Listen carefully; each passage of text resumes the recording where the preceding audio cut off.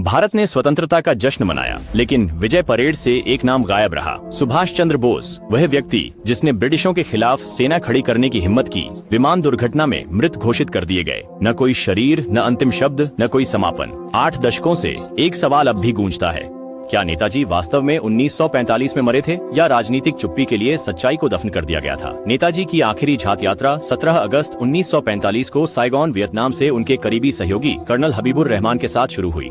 अगले दिन खबर आई कि विमान ताइहोकू, जो अब ताइपेई है, में दुर्घटनाग्रस्त हो गया। कहा जाता है कि वह तीसरी डिग्री के जलने से मरे, लेकिन यहाँ एक पेच है। कोई पोस्टमार्टम नहीं, कोई आधिकारिक दाह संस्कार रिकॉर्ड नहीं, कोई शरीर की तस्वीरें नहीं। यहाँ तक कि ताइवानी अधिकारियों ने बाद में पुष्टि की कि उस दिन ऐसा कोई विमान दुर्घटना नहीं हुई। उस उड़ान में वास्तव में क्या हुआ? क्यों लोग इसे मानने से इनकार करते हैं? भारत भर में लाखों लोग इस खबर को मानने से इनकार करते हैं। वह बहुत तेज, बहुत रणनीतिक थे। यहाँ तक कि गांधी जी ने कहा, बोस मरे नहीं हो सकते, वह तब लौटेंगे जब देश को उनकी जरूरत होगी। अफवाहें फैलने लगीं। कुछ ने दावा किया कि उन्हें रूस में देखा गया था।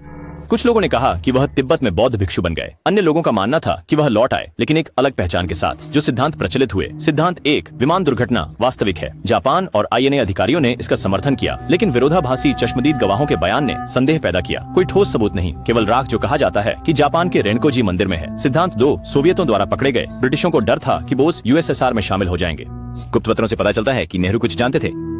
बोस को साइबेरिया की जेल ले जाया गया, हो सकता है कभी वापस न आने के लिए। सिद्धांत 3, गुमनामी बाबा का संबंध। फैजाबाद में एक एकांत प्रिय साधु जो जर्मन बंगाली बोलते थे और उनके पास आईएनए की फाइलें थीं। उनकी वस्तुएं बोस की लिखावट, किताबें और चश्मे से मेल खाती थीं। उनकी मृत्यु के बाद डीएनए नमूनों की पूरी तरह से जांच की अनुमति नहीं दी गई। क्यों? 2016 में गुप्त फाइलों ने क्या खुलासा किया? मोदी सरकार ने 300 से अधिक गुप्त फाइलों को सार्वजनिक किया। हमें क्या पता चला? नेहरू सरकार ने 20 वर्षों तक बोस के परिवार की जासूसी की। रॉ और आईबी ने गुमनामी बाबा पर लगातार नजर रखी।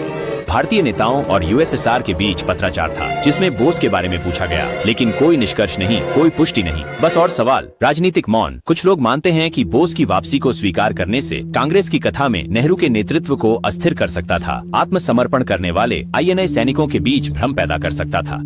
तो शायद नेताजी को मृत मानना सुविधाजनक था, या शायद उन्होंने राजनीति के बजाय निर्वासन चुना। रहस्य सुलझा। दशकों की खोज के बाद एक बात स्पष्ट है, भारत ने अपने सबसे बड़े नायक को कभी अंतिम विदाई नहीं दी।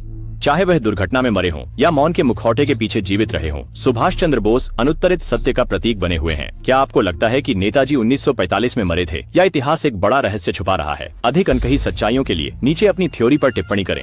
हिडन ट्रुथ्स इंडिया को सब्सक्राइब करें, लाइक करें, शेयर करें, बेल आइकन दबाएं, क्योंकि सच कभी छुपा नहीं रहता।